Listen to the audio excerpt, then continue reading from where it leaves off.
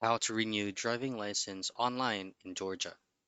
Now in this quick video, I'm gonna help you process your license renewal online for Georgia. Now the very first thing that you want to have to do is you can actually do this via your mobile device or on your laptop as well. Now from your browser, just simply go into dds.georgia.gov, which is going to be the home screen that you will see on your screen right here. So once you're here, all I have to do next is to click this option here that says online services. Click that, and then you'll automatically be redirected into the login page.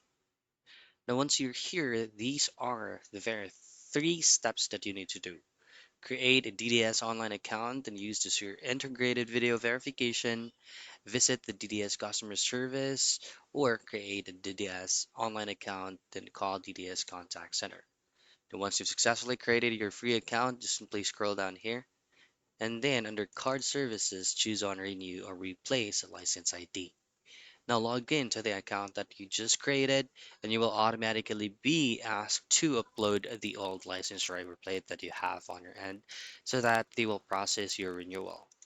And that's it. That's how you renew driving license online in Georgia.